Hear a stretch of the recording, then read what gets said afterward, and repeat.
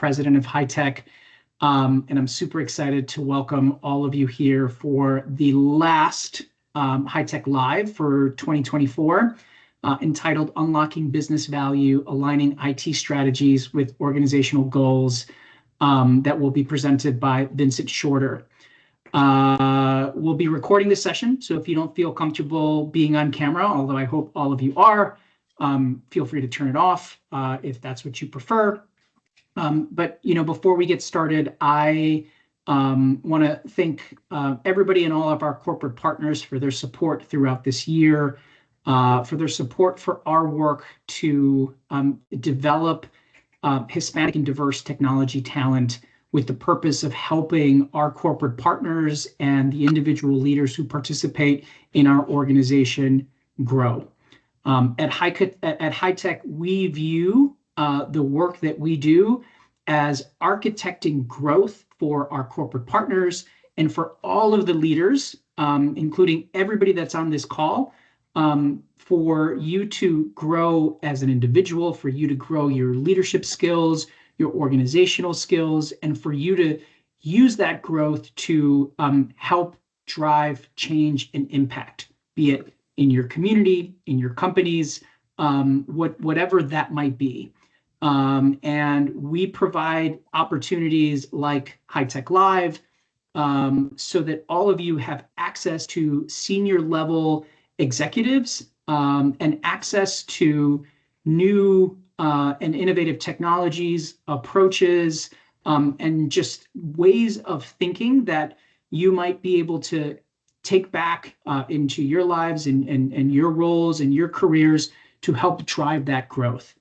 Part of this larger idea that we have of us being architects of growth. And so I am super excited to introduce our speaker today, Vincent Shorter, who is Senior Vice President and CIO for Global Medical Products and Distribution at Cardinal Health. He is a seasoned IT executive with a diverse background spanning various leadership roles in the military and corporate sector. He currently serves as Senior Vice President and Global Medical Products and Distribution IT at Cardinal Health. Cardinal Health is a global healthcare company with more than 45,000 employees and is ranked number 17th on Time's list of the world's best companies of 2024. In his current role, he oversees global IT strategy.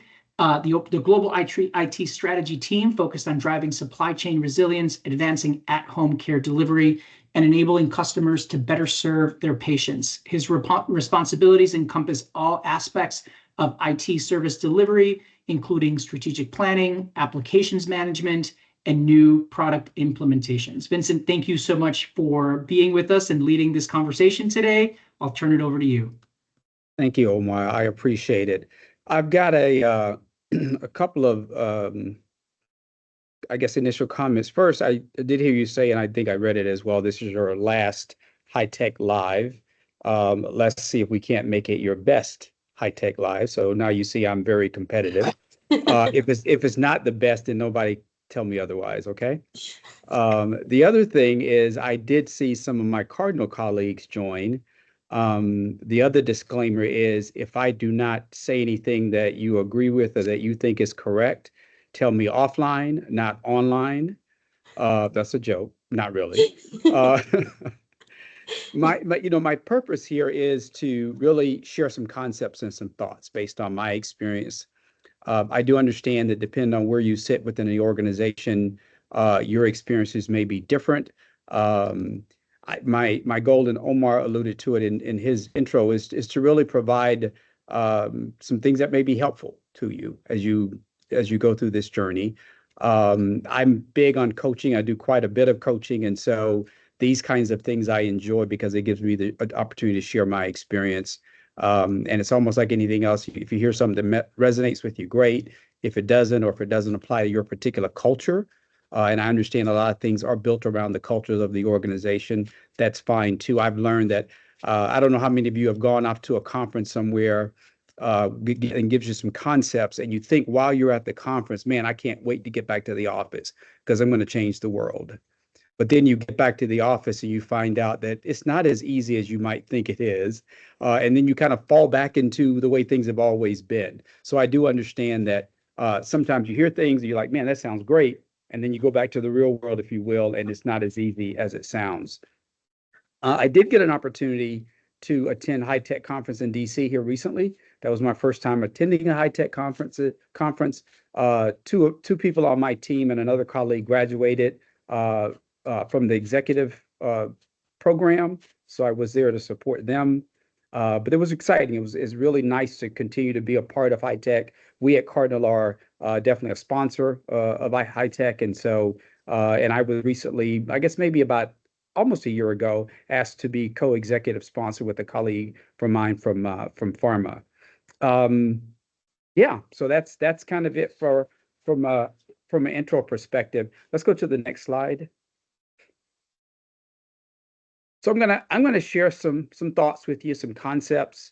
As you probably in your careers have realized that this is not an exact science, and that cultures, as I said before, cultures can be different. But what and the time that I have, I think it's about 30 minutes. There's so much I can talk about, so I'm gonna try to give you, if you think about a menu of a little, a main course, a dessert, a vegetable, so it'll be a lot of different things, but hopefully it comes together as we're talking. This is kind of my approach as I've, my career both in the military and post-military and in the corporate world. Some things have worked out extremely well. Some things were tried and didn't work. So I think what I've put together here is kind of conceptually some thoughts that you may be able to leverage as you move forward. On the agenda, I'm going to cover some things around Cardinal, so you're a little bit more familiar with Cardinal. A little bit more about my background, not a whole lot more. Then we're going to get into business value and talk about how you enable that through. I like capabilities. I like approaching things from a capability perspective. We'll talk about how I kind of think about aligning business and IT strategy. Some lessons that I've learned over the years working with the business primarily in IT. And then I'm going to ask you to share some of your experiences, time permitting, or any questions that you might have. So let's go to the next slide. So on the left, if you look at current role, Omar did a great job of really highlighting that. I will give you some concept that we have an executive CIO that reports to the CEO, and then we have two CIOs. I'm one that's in the medical, GMPD, medical, it's all interchangeable when I use the term. And then I have a colleague that's in pharma, our distribution center, that's the CIO. But I'm also responsible for our enterprise infrastructure. So all things from an infrastructure I'm responsible for, but IT I'm responsible for outside of infrastructure, anything that is directly connected to our medical business. Before joining Cardinal, I was a vice president of information technology at Conagra. If you've ever heard of Orville Redenbacher popcorn, Rotel, et cetera, Slim Jims, they make all of those products. Prior to that, I've had various director roles at Monsanto, which was my first company out after I left the military, and that was in St. Louis. I was leading infrastructure, but I had about 4 different roles there. And I live in Chicago now, and what really the reason I moved to Chicago was Abbott made an offer from a global director role, and so I was Abbott in Chicago. I still live in Chicago. Cardinal is based in Dublin, Ohio. So I fly into Columbus, and actually that's where I am today. I'm in Columbus, Ohio, or Dublin, Ohio. Before my corporate career, I was in the military, and I retired as a lieutenant colonel. Had over 20 years of experience and lived in about 8 different states. Spent some time in Honduras as well as Kuwait. And I recently, not too long ago, graduated from the IT Senior Management Forum, the Executive Leadership Program, which has some connections to HITEC in terms of the approach, particularly around people of color and minorities, and more specifically around African Americans and growing the technology senior levels in that space. On the right is I know some of you probably went right to that Cowboys picture, and either you were like thumbs up or he's kidding me. If you're saying he's kidding me, you can stay off camera. If you're saying thumbs up, I'm just joking.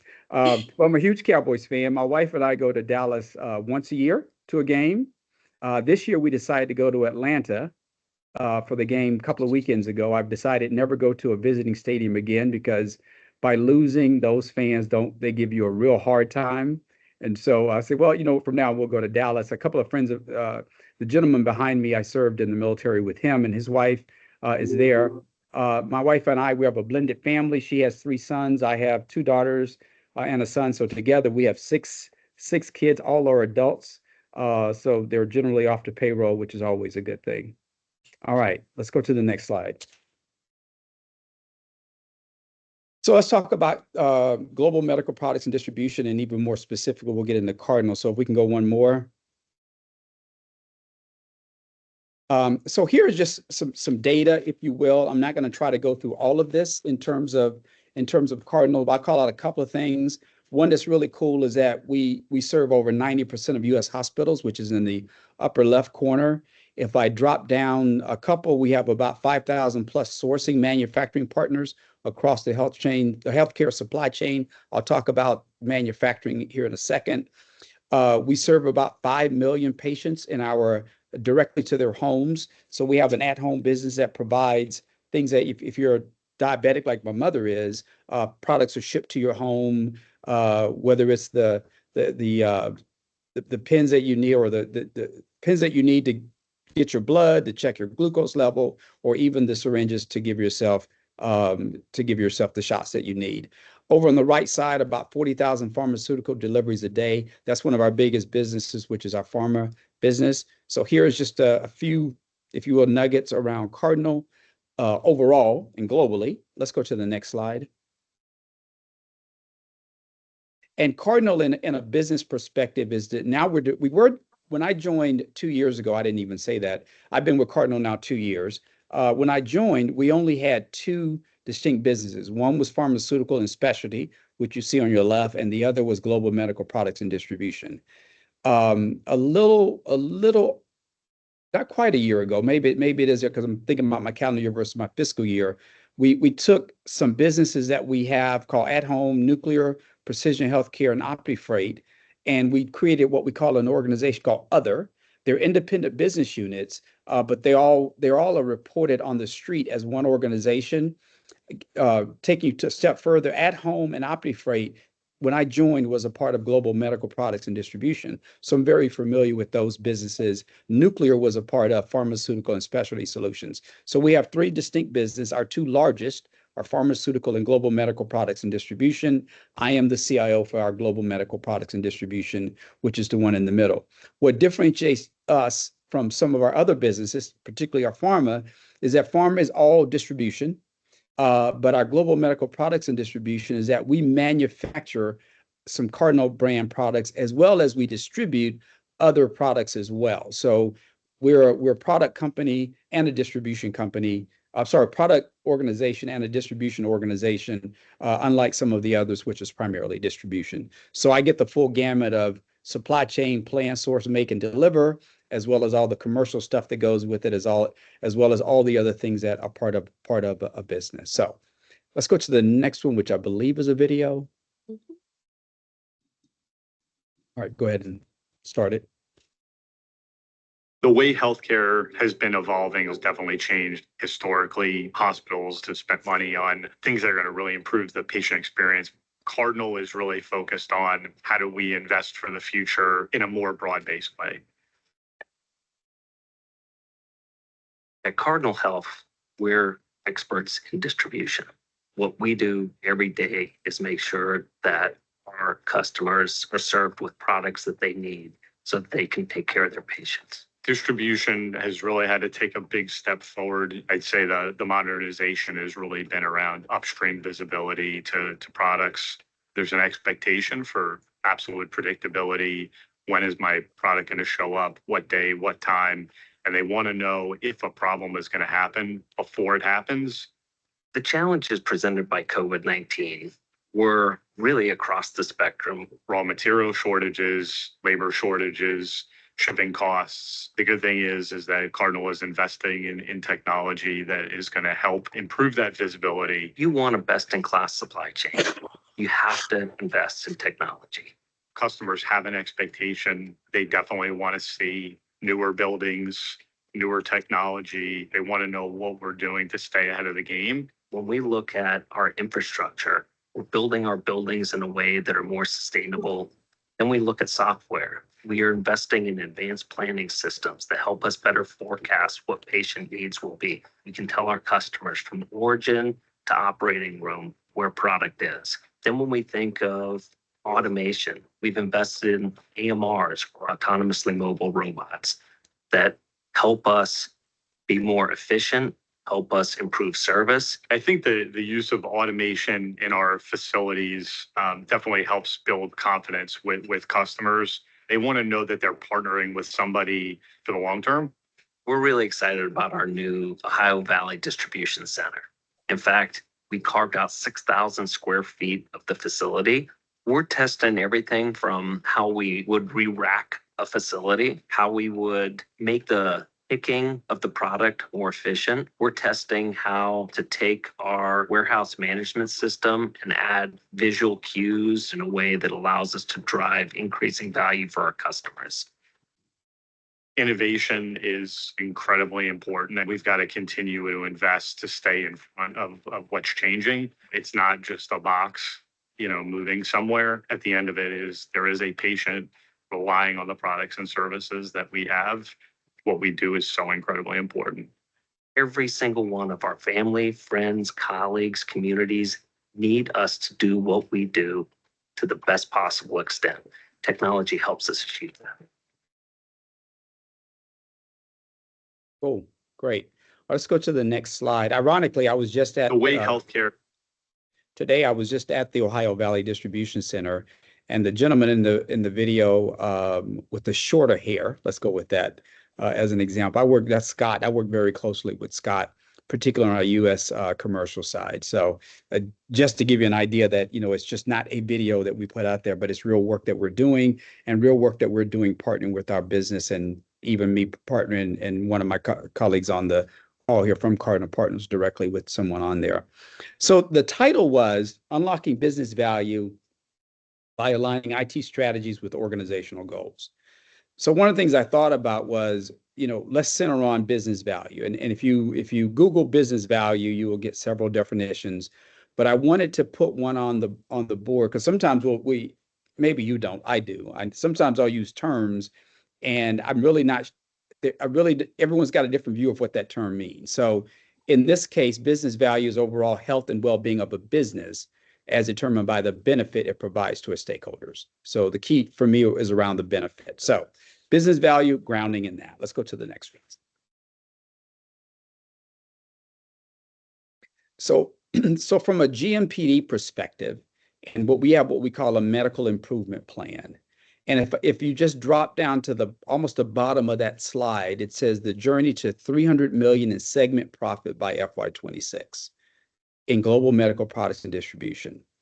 So wherever you sit within global medical products and distribution, even if you sit within IT, that is our North Star. That is what we're trying to go toward. So everything I do with my team is centered around, are we impacting that? Because if you think about the benefit for the business, the benefit for the business, that's business value. Now, how do you go about doing that? So the medical improvement plan, which the CEO of GMPD identified, has three components. One is mitigate inflation and global supply chain constraints. And that's done several ways to include pricing actions, et cetera, et cetera. Then optimize and grow Cardinal brand products is number two. I'm sorry, Cardinal brand portfolio, i.e. products. So if you think about manufacturing from a perspective of, if I make something, I can sell it for a different profit compared to if I buy something from you and I resell it. I'm going to make more money. The margin is going to be different. So even though we distribute other companies' products, we really want to grow our products more significantly, because we're going to make more money that way. Just as simple. And then the third one is drive simplification and continue cost optimization. So when you're talking about 300 million, there's really only two ways to approach it. One is, and it's a combination. One is you got to make more money, and two is you got to manage cost. You can't let costs get out of control. And even if you make more money, cost is not going to, if cost overrides that, then you're not you're not making money. So we have to be very cost conscious when I say we in the IT space in terms of how we manage money or how we manage our budget, as well as our business partner do as well. And that's significant because in some places there is a lot of money to go do a whole lot of the things. But when you've got a financial goal that, by the way, we've committed this or communicated this publicly, and once you put a number out there publicly, and we're a publicly traded company, the expectation is you need to make that. And so we've kind of got ourselves in a situation where we've got to be able to do this. But I want to give you an idea of it's just not about the technology. In a for-profit company, this is what's real. We've got to, and what is our being my team's responsibility to make this happen. So let's go to the next slide. So one of the things when I first joined the organization, and I've adjusted it a little bit, is identify some key imperatives. And we as my leadership and I talked about it, fine-tune it a little bit, but this is our approach on a daily basis. One is we want to recruit, engage, develop, and retain diverse talent. Talent is really critical. You don't do any of that without talent. Second is modernize and innovate our environment. Now, modernize, those of you who work in technology know that systems get to end of life. You've got to be able to let's step back from systems. If you think about I don't even know what iPhone we're on right now, to be honest with you. But I know the last iPhone that was introduced, there was a long line to get that iPhone. Now, if you've got a iPhone 8 versus I'm just going to say 16 because I've got a 13. But if you say iPhone 8 versus 15, let's just go with that. There are functions and features that the 8 can't do. And if you need those features and functions, you have to modernize, i.e. upgrade, to be able to do that. Now, I know that's a simple answer or a simple explanation, but I think it works well in our field of technology. The other is around innovate. And sometimes when we talk about innovate, we think about it from a perspective of it's got to be the latest and greatest. I use the term innovate with a big I and innovate with a small I. Some things you can innovate just in the walls of what you're doing already. And then we want to minimize risk to the business. So there's several risks that we have to be concerned about. One is security. So when we're building systems, we want to build it with security in mind. The other is unplanned outages, because if we have outage to the systems that really impact our distribution, our ability to be able to warehouse and ship products, then that's not something we want to have. So my responsibility is to minimize any risk to that. And then we want to grow the business. And I just got through talking about the two ways. One is you manage costs. Two is you sell more. How do we do that? And how do we help? And then focus on outcomes. And outcomes is really an interesting one in that sometimes we talk about ROI, value, benefit, but we don't focus as much on did we achieve it. And so my team is really working hard to say, okay, did we do what we say we were going to do? Are we getting the value that we say we were going to get? So these are the key imperatives. I've used these for many years. I've tweaked them in various organizations, but I think they resonate not from an IT perspective, but from a business-facing IT perspective. So let's go to the next one. You know what? Let me stop right quick to see if anyone has a question or two. I don't know if there's anything in the chat based on what I've covered. If not, we can keep moving. Okay, cool. So how do we take those imperatives? How do we look at business value? And then how do we put them into action? What we've been working on, and I'm a big fan of something called capabilities. And we think, and just for clarity, the capabilities you see on the right are not all inclusive. This is just an example. So if you think about a business, a business has one capability is sales. You got to sell products. Another one is manufacturing, and I'm just going to skip around a little bit. Procurement, for example, in our manufacturing space, we buy raw materials and turn them into finished goods. And then the demand planning, inventory management, warehouse management, all of those are capabilities. Oftentimes what we do is we take a look at those capabilities and we say, what is the maturity on both sides? On the business side of those capabilities, i.e. processes, et cetera, et cetera. Now we in IT can't really say to the business, this is where we feel like your maturity is, but we want to understand how the business sees their maturity in those capabilities. Then the other side, from a technology perspective, how mature are we and comfortable are we with the technology that supports those capabilities? So if the bit, and then the other thing that we want to do is we want to understand from a business perspective, what capabilities, and again, I want to reemphasize that is way more capabilities than you see here, but we want to understand what does a business see as the capabilities that will be game changers or create a competitive advantage. Because what I don't want to do is encourage investments in areas that they feel like it's really not going to move the needle in terms of remember, grow our business. It's really not going to move the needle in growing our business. So you have to be careful of, particularly in my seat, but I'd say even in my direct report seat, is what you're listening to in terms of, and who you're listening to in terms of the investment dollars that you're going to use, because those capabilities that will make a big difference depending on your type of business are the ones that you want to be partnering with the business to deliver on. Okay, so capabilities approach. All right, let's go to an example. So how are the capabilities connected? If I think about a business goal on the left, and let's say the business says, hey, we want to increase sales.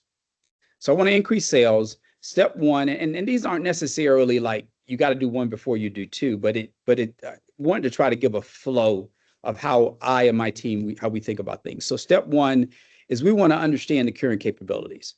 So I want to increase sales. So is there a technology that we use from a sales and service perspective?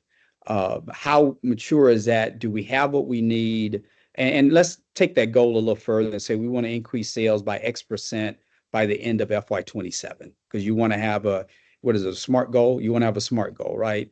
So let's just take that goal a little further. So one, we want to look at the capability of the systems that we're using that does sales and service. And what I mean by sales and service is, in your experience, I would think, and I'm pretty sure I know it is kind of the world we live in now, is if you buy a product, one, you expect to kind of track and know where the product is. Two, you want to be able to read about the product and know you're getting what you want. Three, you want to be delivered when they say it's going to be delivered. And then four, if something's wrong, you want to be able to call customer service to get a resolution to whatever challenge that you have. A system that provides that sales and that service is really important. Now, you may not, when I say system, I could mean a technology system, or it could mean a process or business system of how that process runs. But in step one, we really want to partner to say, to get to that goal by FY27, how does our system look as it relates to our sales and service? Now, the other part of that step two is there are other things that are relevant in terms of that, in terms of increasing sales. For example, you can't sell what you don't have in inventory. So what about remember the capabilities on the, and it's in the upper right corner. I know you can't see the smaller squares, but inventory management is important because one, let's take Amazon as an example. You kind of know when something's out of stock. Well, you don't order it. Businesses like ours and others are a little bit more complex. And sometimes if the system of inventory does not match what the salespeople are selling, then you could have a problem with service and customer satisfaction. So that is important to understand. It's just not the systems that's responsible for sales, that capability, but there's also inventory management as a capability. There's also distribution, i.e. logistics, as a capability that you have to really look holistically to see how does that supply chain work? How does sales impact that supply chain? And are we able to ship those products based on if I'm thinking about the IT capabilities, those systems? And then you want to evaluate other capabilities like manufacturing, distribution in relation to those. So you want to identify them and then you want to evaluate them. I kind of put those two together. And then you want to look at the platforms to make sure they're optimized to handle the changes in multiple areas. Because if you make one change to a system in that linear approach and you don't really compensate in the other areas, you can get a bottleneck. So you can get a bottleneck in manufacturing if you're spending a lot of time and money on your planning systems and on your distribution system, but you got to be able to manufacture product in a timely manner to get it into the inventory and to get it into the distribution chain. And then finally, you want to measure success. So you had a goal, and now you want to be able to measure success. The business may measure success in terms of did they meet the goals in terms of that X number of sales. We also want to measure and say, were the platforms stable? Did our demand planning system do what it should have done, et cetera? So I feel like I said a lot right there.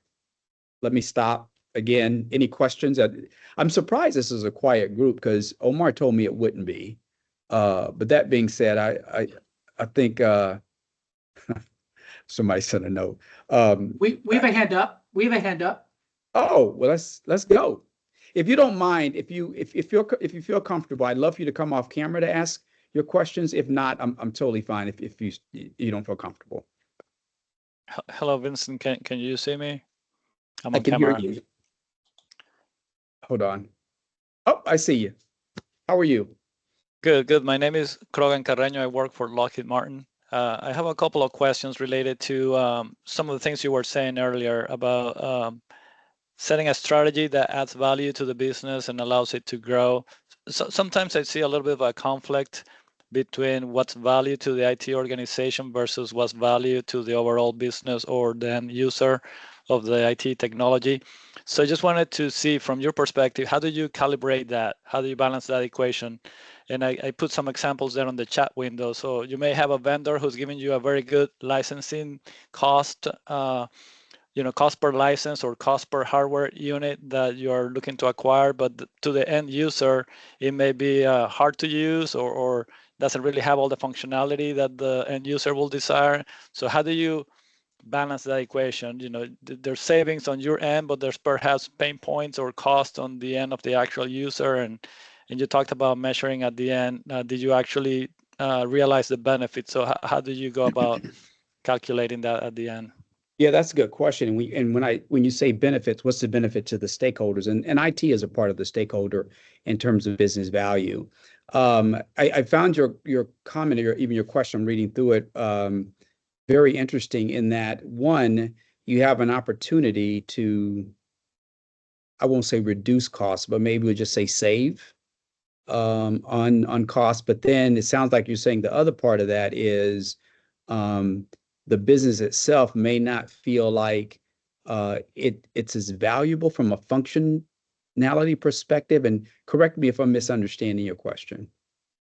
Yes, it could take many forms, right? It could be hardware, like you're saying, some of the tablets that you use on your automated systems on the shop floor, or it could be migrating from Zoom to MS Teams. Like there's some cost associated with different platforms or different tools that are deployed across the business, and how do you weigh that against the actual value to whoever is using those platforms or applications, within the business itself?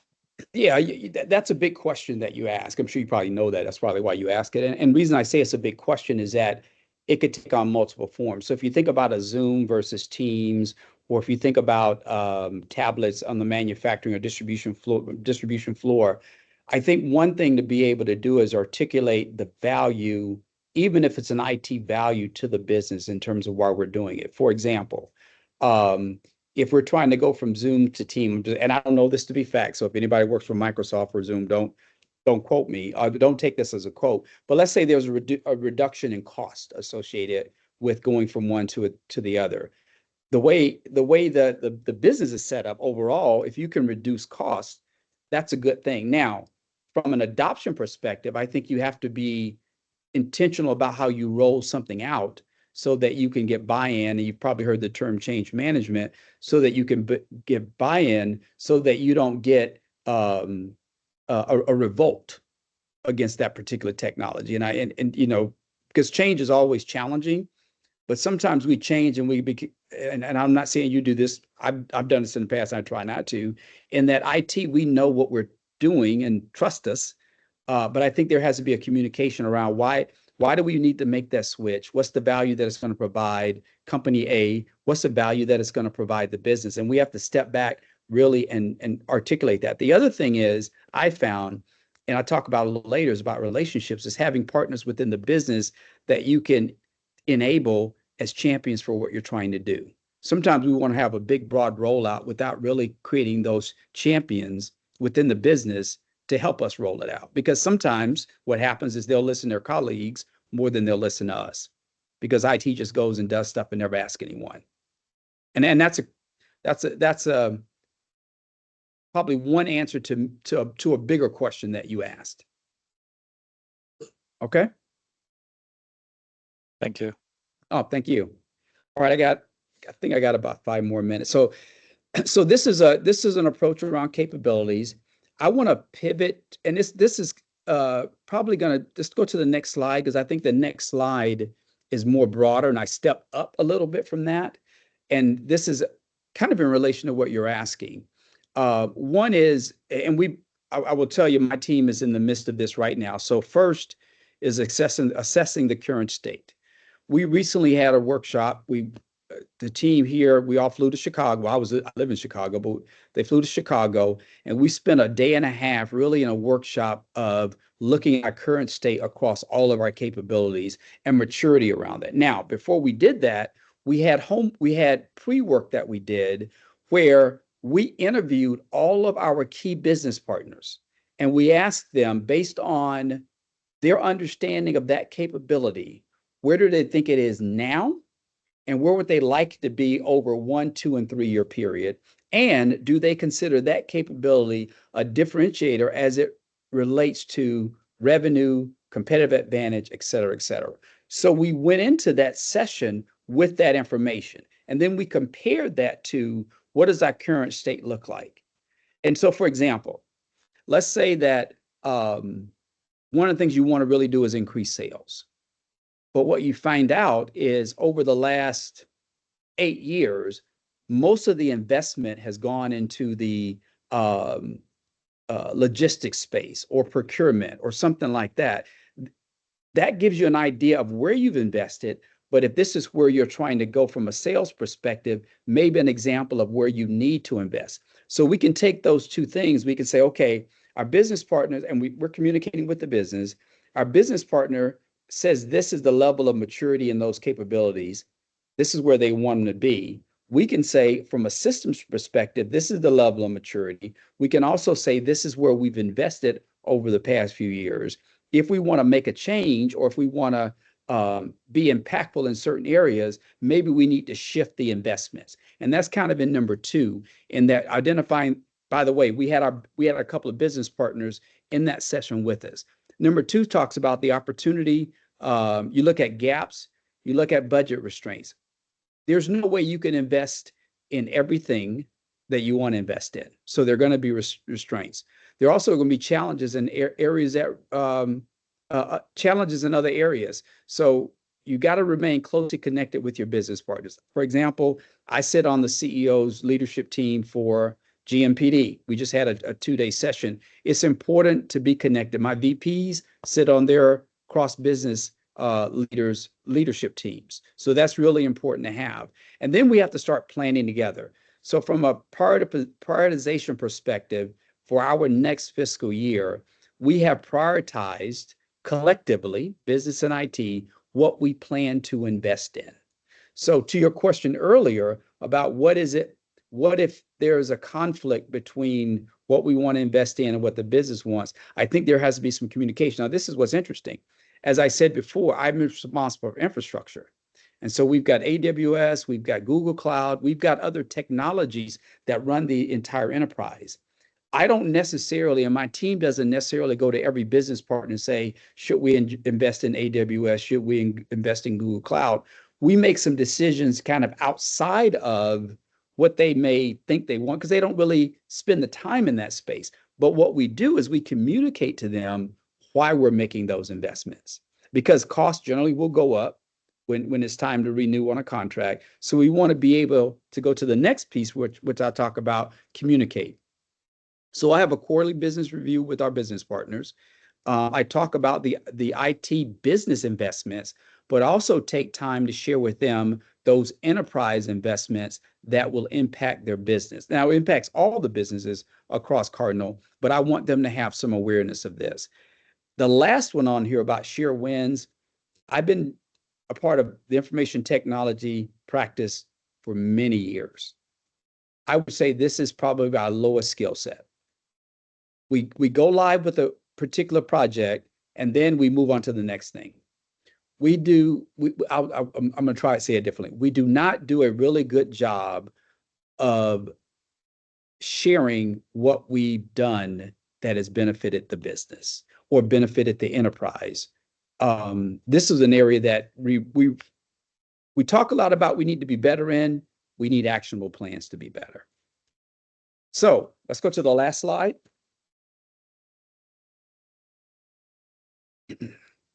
So as I've worked at Cardinal, I worked at ConAgra and Monsanto and Abbott, and you heard all of those things.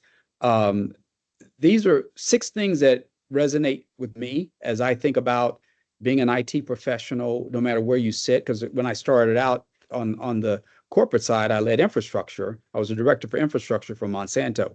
I've led a PMO. I've led application delivery. I've led application support. I've led quality assurance. So I've had a opportunity to be in a lot of different areas of IT.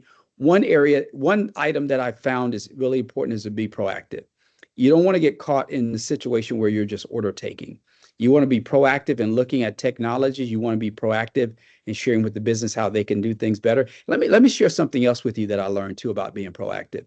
Sometimes when systems are down, we tend to not communicate until we get the system back up. But what I found, particularly when I was in the application support space, periodic communication is very valuable to the business, even if you haven't solved it yet. There's a human dynamic that says, I just want to know you're working on it. So be proactive in communication. That was a nugget lesson that I learned because what ends up happening, rumors start, conversations start, and you lose control. So just be proactive, communicate. Number 2, well, not number 2, because I don't want you to think that these are in order, is building relationships. I think with an IT space, sometimes we can kind of go into our own worlds. I know I've done that. I'm an introvert that can do okay masquerading as an extrovert, but I try to build relationships, not with just the business, although I think that's really, really important. I think building relationships across your organization is so important. That's how you get things done. When I was in the military, we had pretty much a hierarchy. We still built relationships, but we also had a hierarchy that kind of drove things. In corporate, it's really around building relationships and good relationships with people. And my team will tell you, I say this all the time, treat people with respect. It doesn't matter if if the person owns the building or cleans the building, they both deserve to be treated with respect. And that's a big deal, particularly for me. The others, don't chase every shiny new object. One thing that I did not talk about is the 2 letters that everybody's talking about. What do you think those are? Anybody? AI. 2 letters. AI. AI. AI. AI. It's something like you said in unison. The reason I didn't talk about AI is because and not that it's a shiny object. I think we're in a space now of AI where we need to prove the value that it brings. I think there's a lot of excitement. Every conference I go to, there's a conversation around AI. What I have not seen yet is that long-term value that we're going to get from it. Do I believe we will? Yes. But I think and here at Cardinal, we're in the discovery phase. We've got some code jams going on, some use cases that we're doing. So I think that it'll be there more and more and more as we go forward. But oftentimes, and I use AI as an example. I didn't want to bring that one. I didn't want to get into an AI conversation. But that being said, just be careful of shiny new objects.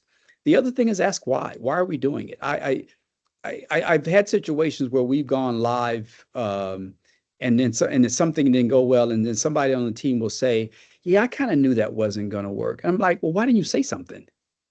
So I always tell my team, if you see something, say something. The last 2, maximize current tech capabilities. I'll use the example of I've got an iPhone 13. If all I do with my iPhone 13 is make phone calls and send texts, I probably could get a flip phone that will be a lot cheaper than my iPhone. So we invest in technologies in our landscape all the time. I don't feel, and I've seen examples, and we're working through some of them now, where we're maximizing that investment, keeping it simple. Let's say there are 10 features of that application. We're only using 3. Why are we not using the other 7? Help me understand it when it's costing us money. Why are we not getting the most out of that investment? And then finally, plan for the unplanned. What I learned in infrastructure is you will have unplanned outages, no doubt. The question is, what do you do about it? And you can't plan what you're going to do for an unplanned outage when the unplanned outage happens. So understand that things will go left, right on you. Have a process of how you go about recovering when things don't go the way that you think they should, or you have an unexpected interruption to the business. So let's go to the last slide. We've got a little bit of time, I think, Omar. And if you all have some opportunities that you want to share, how you have become better aligned with the business or challenges and obstacles to that alignment, feel free to do so.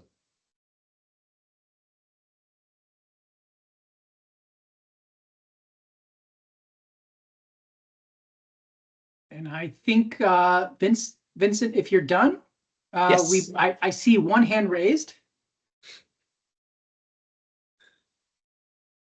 Yes, this is Krogan again. I have a question related to a challenge. I'm curious to see how you handle it.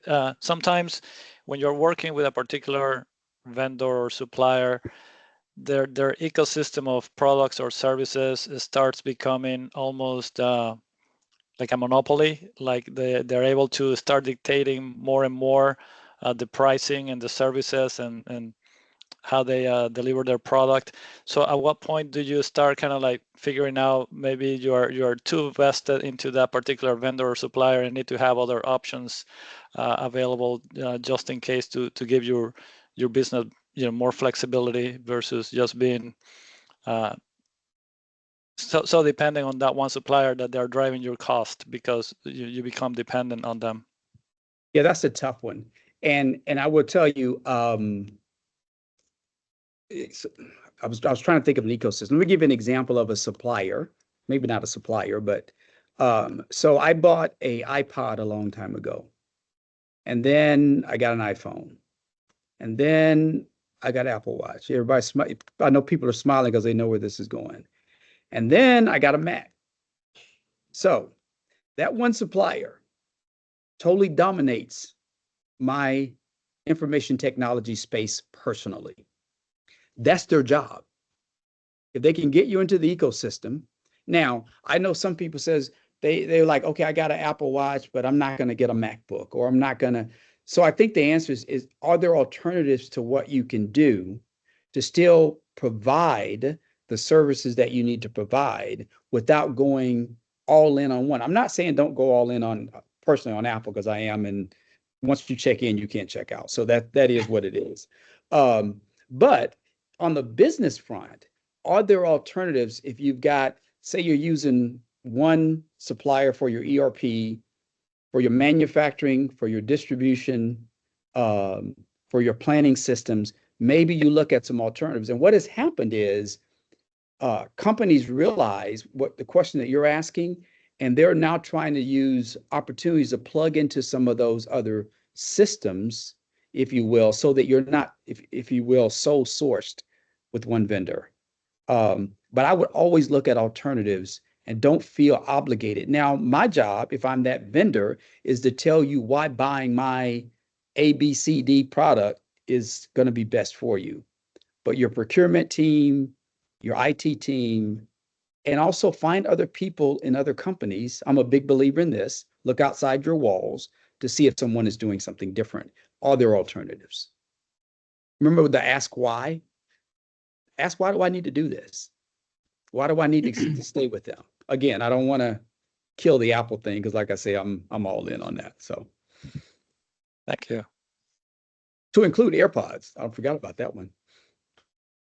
We have another question from Julia. Hi, good afternoon. My name is Julia Perosier. I'm Associate Director of Network Engineering in Verizon. My question is, when you have a business goal and you identify that you need to implement a new system, software, let's just new system software, do you go third party? Do you develop in-house? I think, is that the end of your question, Julia? well, follow up to that, then how do you manage that rollout and with your partners, right? Internal partners, business partners. Yeah, that's a big question too. I think it depends. Buying off the shelf is definitely the fastest way generally to get something into your environment. I think in terms of making that decision, you have to know, well, I'm sure you do, what does your environment look like? So for example, us here at Cardinal, we do some application development. I've been other places that did a lot of application development. So we tend on most things to look at a software off the shelf type, if you know what I mean by software off the shelf type. But Yes. we also want, so if you go through that process, if you will, let's say you're trying to solve a business problem, let's say it's manufacturing or let's say transportation, because that's something we're working on now. So let's say you're looking at a transportation management system. You made the decision that you're not going to, well, not transportation, probably not. Let's say warehousing. So you made a decision that you're not going to develop in-house in terms of a warehouse management system. Then you go through your RFP process. But now, in your RFP process, when you build your requirements for what you're looking for, you and the business should be hand in hand in that. It shouldn't be an IT only thing in terms of looking at that WMS, that warehouse management system. And then once you kind of through that criteria, and I'm one of those, I like criteria by which you score it. And then I like weighting those things in terms of what's important, and then having the number come out at the end, as opposed to people trying to do something to the system so that a particular one comes out. I think it has to be a fact-based situation. Then once you do that and you make the decision, I like to try to get the business stakeholder, and particularly the business leader, to be the lead of that particular implementation. Now we'll partner with them, but I think my experiences have been and we've had a couple of great ones here. Connexus was one that we rolled out, our planning system. Great partnership with business and IT, but business took the lead on the project, the program, et cetera, et cetera. And we just did an ERP in Europe. Business took the lead on the project, the program at the most senior level. I think that's really, really important. Quick answer to your question, but just some general nuggets for it. Okay. Thank you. Did you manage the rollout, or did you allow the business to manage that? Well, it was a combination of the rollout. In terms of the technology, we managed that. In terms of things like how we're going to do change management, we jointly manage that. In terms of business timing and when things need to be on, we let the business identify that and then see if it lined up to what we felt was a good rollout schedule. Okay. Thank you. I appreciate it. You're welcome. Vincent, thank you so much for this chat and your perspective. I think this has been super helpful, and I hope that everybody on the call has benefited from the conversation today. I want to say once again that we at HITEC appreciate your perspective, your leadership, your support for our work as an individual and as Cardinal Health. So thank you very much. Thank you to everybody who joined us today. There is, I believe Kelly put a survey link in the chat. Please take a minute, and I promise you it will not take very long, as she posted it once again, to give us your feedback on this session. It helps us as we develop future HITEC lives, and it also helps provide feedback for, in this case, Vincent and Cardinal Health, which is always welcome and important. So thank you once again. If there are no more questions or comments, Vincent, thank you so much. This has been great. I hope we can get together in Chicago at some point. So I will reach out to see if we can do that. And please, if you have a HITEC event in Chicago, I'm there. I'm trying to put it together. Sounds good. Hey, thanks everyone. I appreciate the opportunity to share. Thank you. Thank you. Bye. Thank you.